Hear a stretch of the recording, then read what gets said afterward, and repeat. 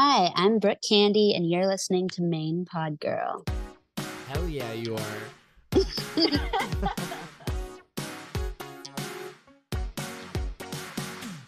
Hi, welcome to Main Pod Girl, a podcast made by Popheads for Popheads. Every episode, we'll be diving into all kinds of pop culture topics with some of our favorite artists and music commentators. I'm your host, AJ Marks. And I'm your guest host, Anna. I'm on the Popheads social media team, and you may remember me from the Zach Sang episode. And today's special guest is a singer, rapper, and tattoo artist who rose to fame after starring in a Grimes music video and subsequently launching her own music career. Known for her bold sense of fashion, she's a frequent collaborator of Charli XCX, has spent a decade cultivating a sex-positive campaign with her music, and is now our newest Main Pod Girl. Say hello to Brooke Candy. Hey. So let's start off with what we're listening to. I'll go first because I have a couple things. Obviously, I've been listening to Brat, but specifically the 360 remix with Robin and Youngleen. Oh. It's so good. I've been listening to lots of Bonnie McKee, lots of Sabrina Carpenter. But Neon Trees has a new song called Bad Dreams. And it's a song of the summer contender for me. And I love Neon Trees. Like, I think they're super underrated. Nice. But yeah, so that's me. What about y'all? I mean, I'm just on the Brat train. It's all I'm listening to. Can't even remember what. I'm like, what was I listening to before Brat dropped? I have about an hour commute right now to my current job. And I recently did a Brooke Candy entire discography, like start to finish deep dive, and it was fucking awesome. I love to hear that. Oh my gosh, you started from the beginning. You started from Destiny. I actually went backwards. I went in reverse order. Okay, that's actually cool. I like that. You Benjamin Buttoned it? I did. I Benjamin Buttoned it. Oh, it's so funny. I always say that my husband is Benjamin Button. Has such a baby face. It's crazy. I'm jealous. All right, Brooke, what about you? What's on your playlist right now?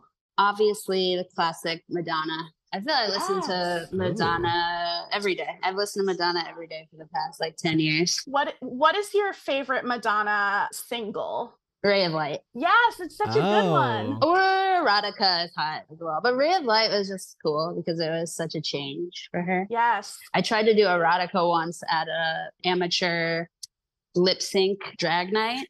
Just about got booed off stage. No. So, I mean, it wasn't booed off stage, but I chose that song and it doesn't really have any noticeable lyrics. It's kind of just breathy moaning, and I didn't really have that memorized. So I wasn't able to lip sync anything. I love the attempt. Exactly. I had the vibe. That's wild. That's so funny. I have been the Madonna that I've been listening to, and this is super rogue.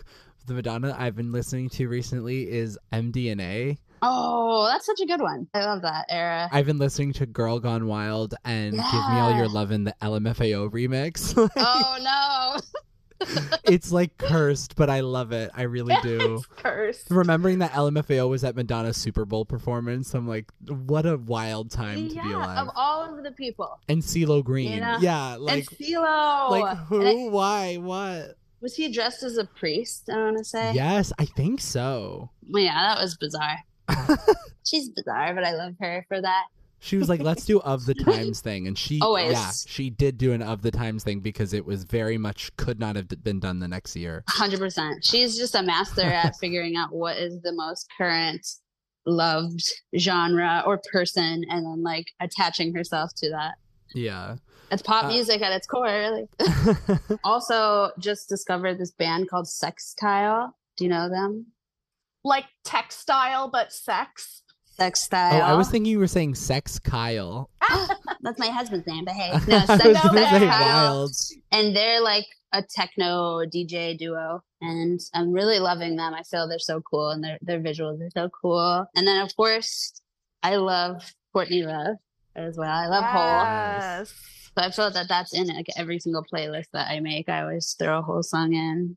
I feel like every time Celebrity Skin, Every time that song goes on, I lose my mind. I love that song. It's so good. It's such a good karaoke song. Mm-hmm. It's one of my favorites. Madonna meets Courtney Love is a good way to describe some of your music too. No. Are you better stop it right now. I mean, just in terms of like the energy and the yeah. She's like, ooh, thank you. Like the spirit and personality and chaos of Courtney Love with the pop sensibility of Madonna, maybe. Oh, I love it. Chaos of Courtney Love is a great tagline.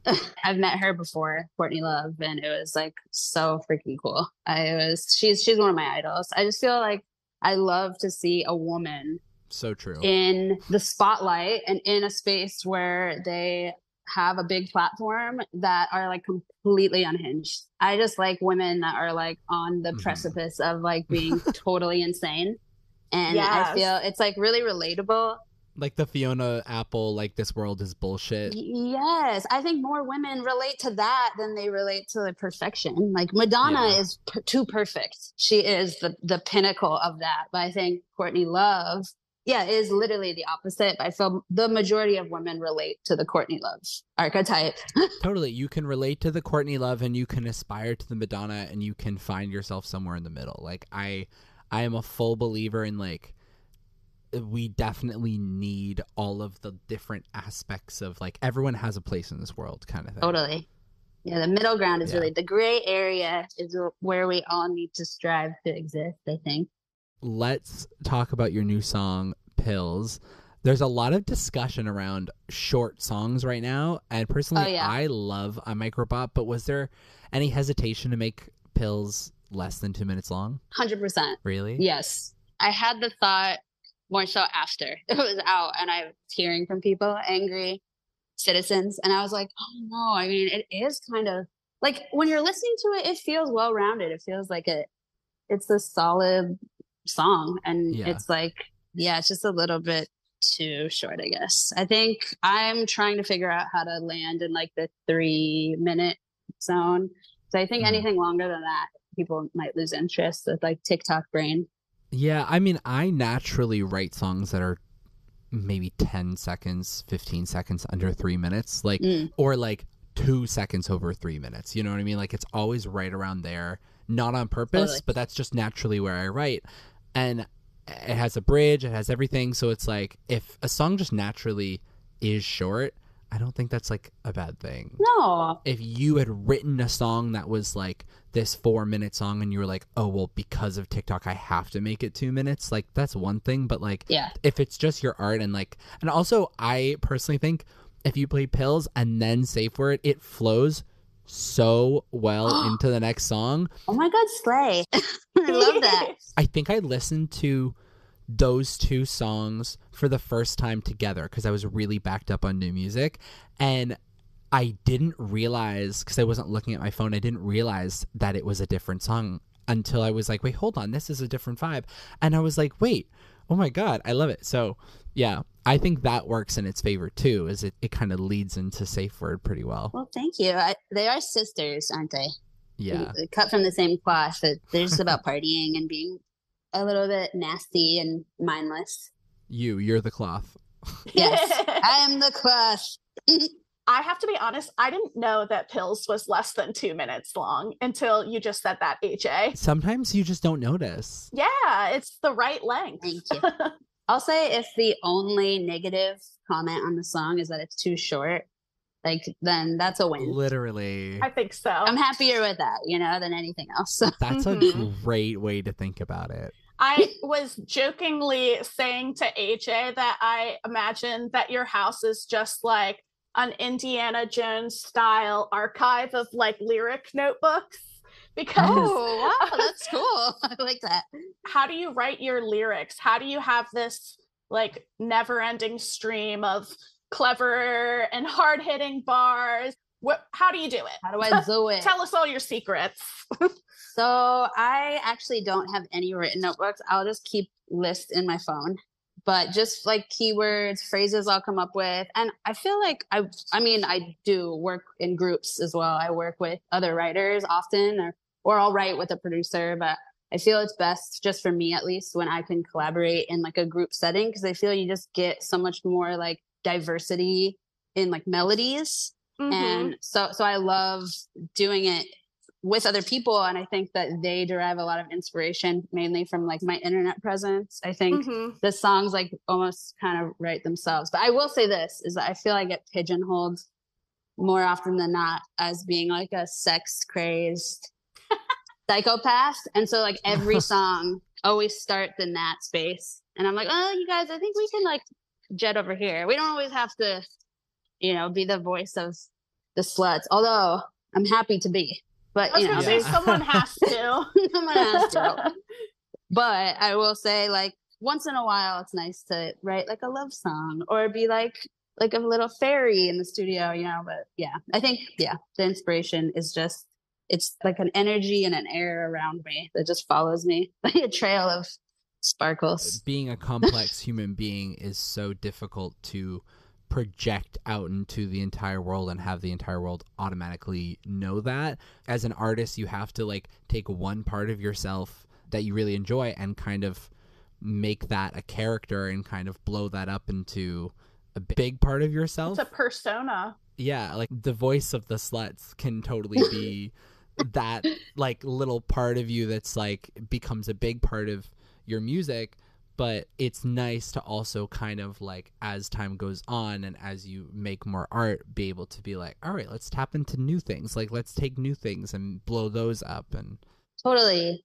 I feel we all have multifaceted identities. Totally. And we evolve as we get older. Things change. Our lifestyle changes. We're not partying as much. We're not as uninhibited. We're not as like impulsive. And so just our lifestyle choices lead to new inspiration, which is something I personally love diving into. But yeah, it is hard because I have forged this very specific path. But I'm very happy that I did. Do you feel like you keep other facets of yourself kind of to yourself and don't put as much of that into your music for like, okay, that's not Brooke Candy, the persona. That's for me as a human being. I'm keeping that.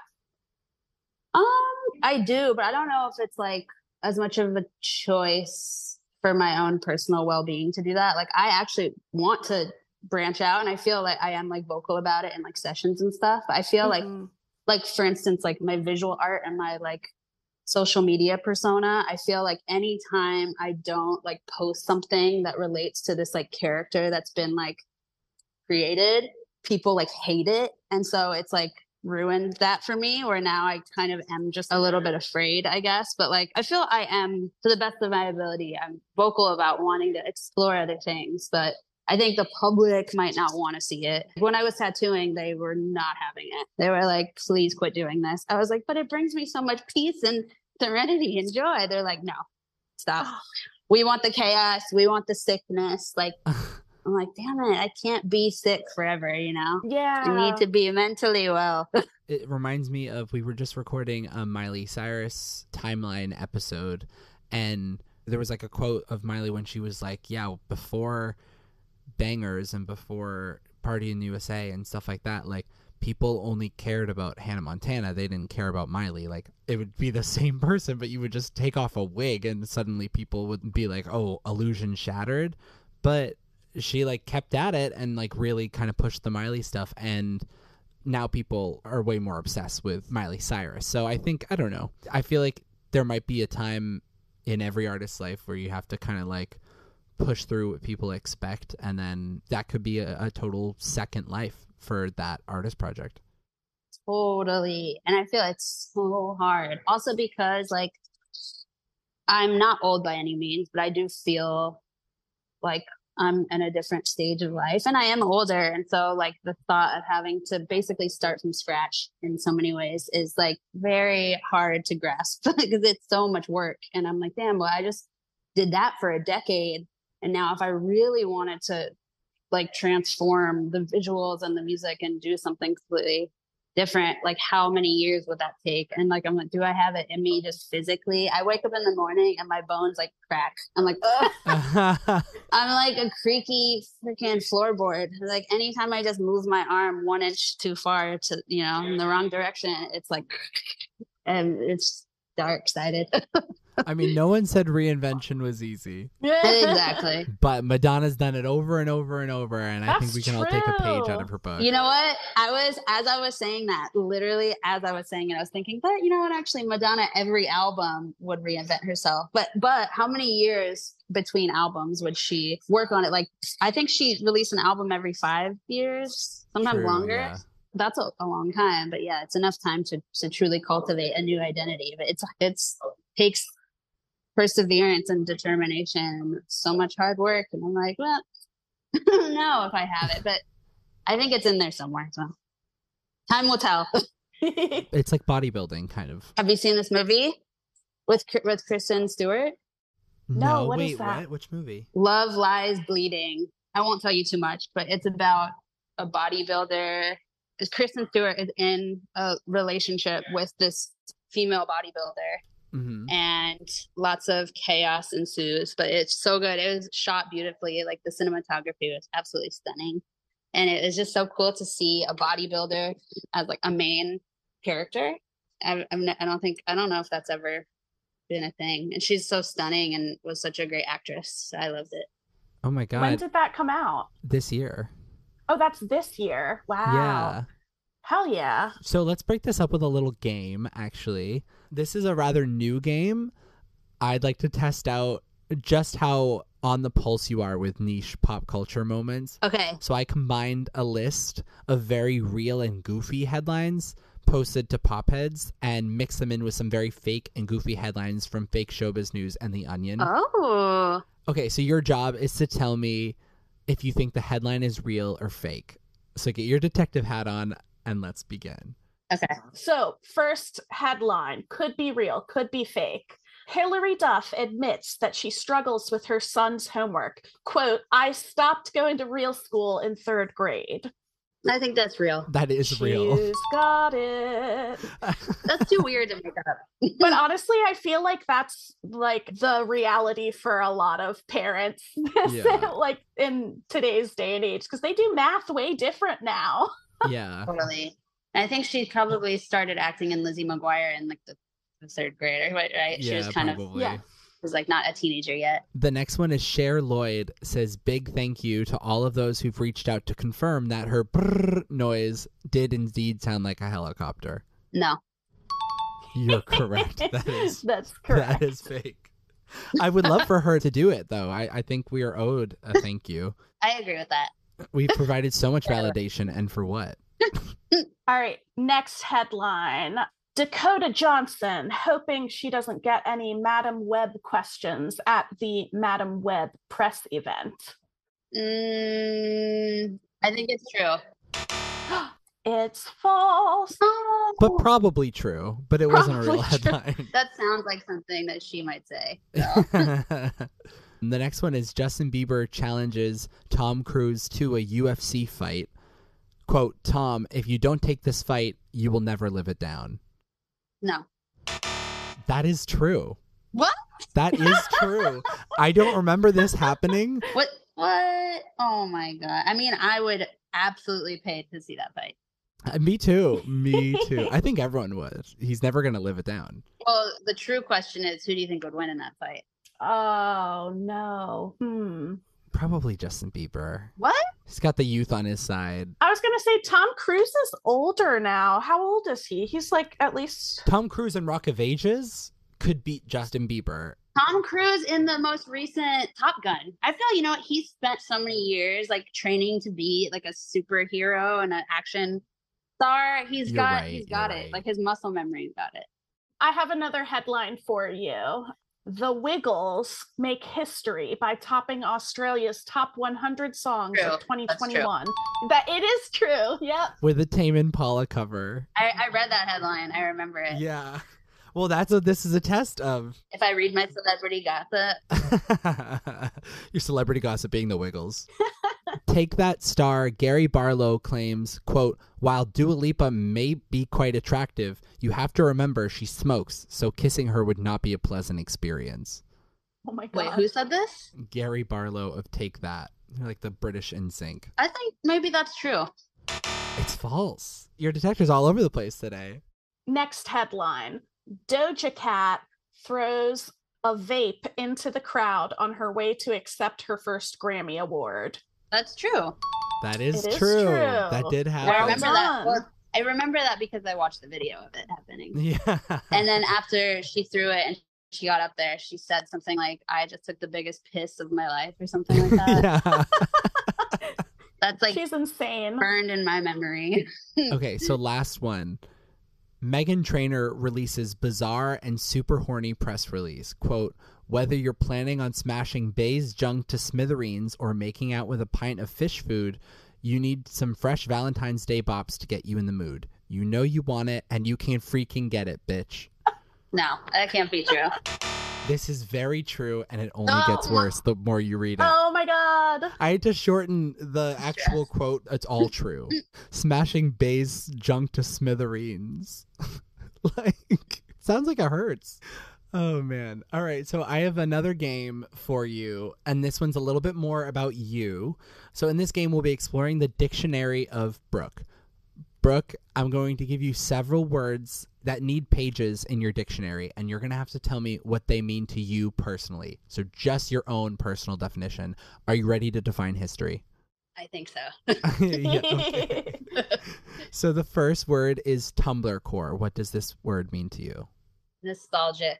Tumblr core is like, it's like the beginning and the end of an era. And I feel that since that moment, I think that was like 2007 to 2012, I feel things have been less exciting.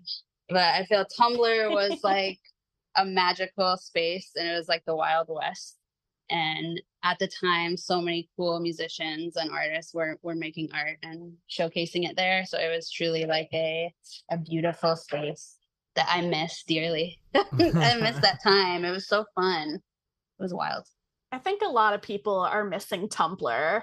Definitely. I just feel it was less censored, which I love. You know, that I just actually think of Grimes immediately. I'm like, she is Tumblr to me. So Tumblr core definition, Grimes. Grimes. Just Grimes. So the next word is sex. What defines sex in your eyes? Maybe I'm like 13, that makes me blush. It makes me blush. I mean, to be honest with you, in my older age, I am a prude now. And so I blush at the word sex as well. I'm like, oh God, that's so crazy. Sex is a party. It should be, how about this? Feeling sexy is the key to joy. And it doesn't matter what you look like, who you are, you can feel sexy no matter what. And I feel that if you have confidence and you feel sexy, you can do anything in life. I love that. Perfect definition. There we go. Give us Brooke Candy's definition for the word rapper. A rapper is that bitch. A good rapper is that bitch. Is that bitch? A bad rapper, on the other hand, needs to go.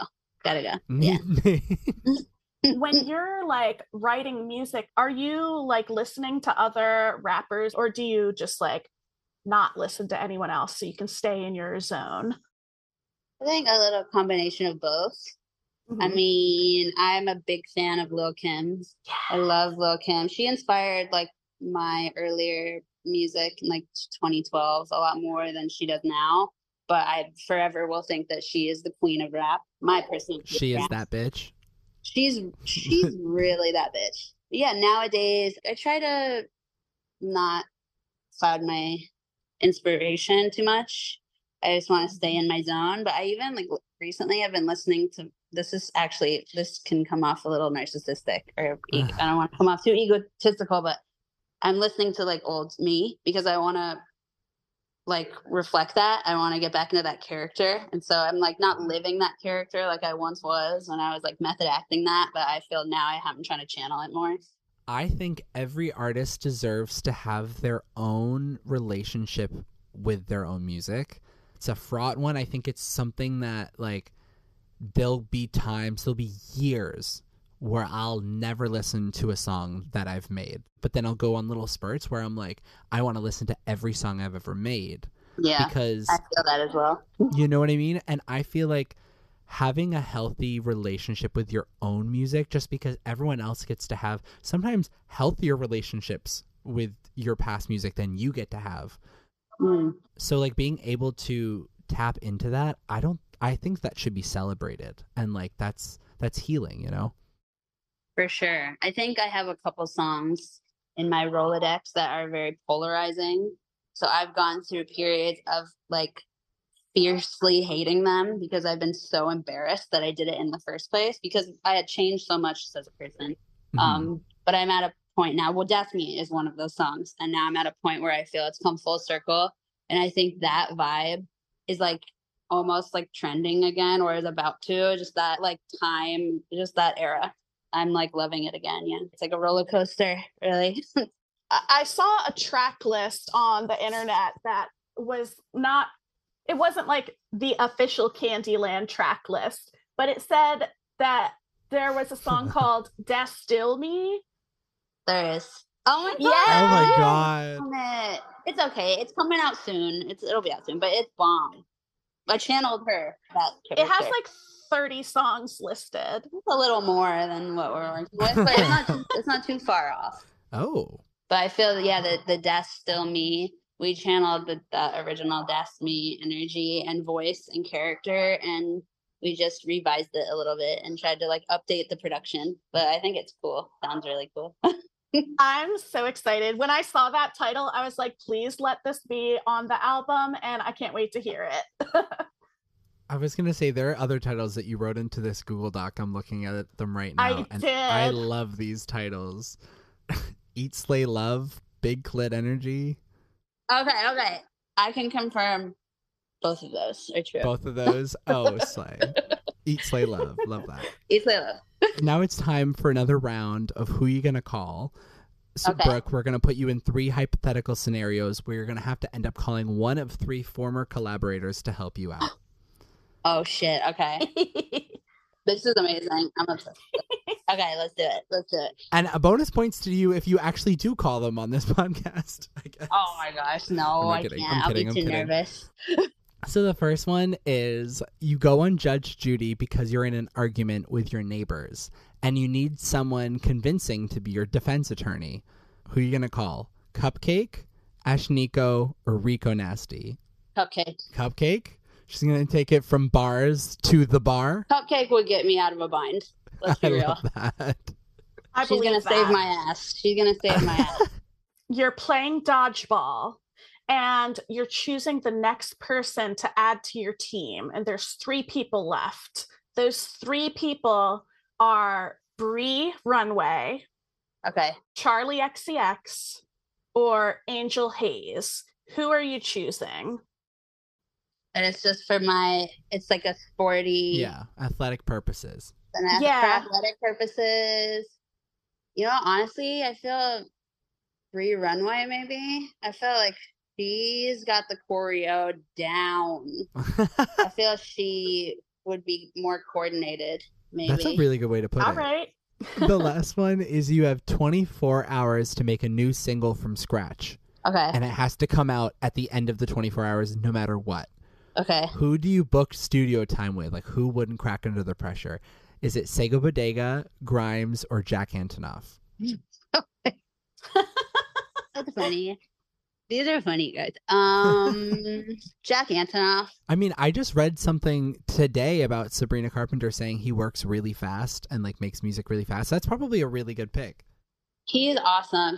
I worked with him when I was still with Sony, and he was honestly like, first of all, he's so professional, and he's just so like calm and chill. Like you go to the studio, you're gonna get it done.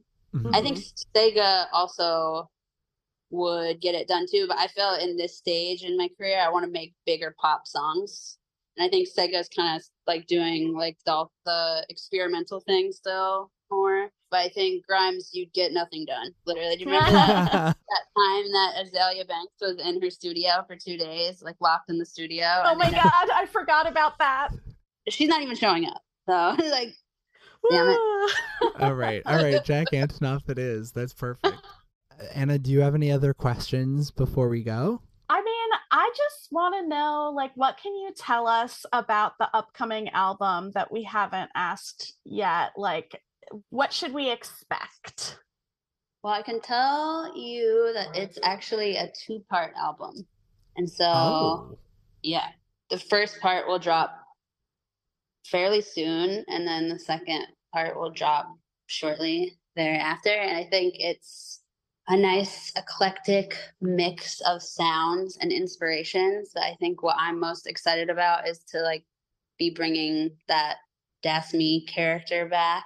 I'm also very excited for some of the collaborations on both parts. And overall, I feel super proud of it. It was like a labor of love. It took me a couple of years, but I'm very confident and proud of it. Awesome. Oh my God. This was incredible. I had so much fun. I'm so glad we did this. Oh my God. Thank you guys for having me. Yeah. You're both so lovely. I was nervous. I get nervous before. I'm a fan of you, I mean, but I was like, I don't know what to expect, but this has been great. Well, thank you again to Brooke for coming on the show. Thank you to Noah for the theme music. And make sure to rate and review us on whatever podcast platform you're listening to us on right now. We have some really interesting and fun and creative episodes coming up for you guys. I'm so excited. I'll see you in the next one.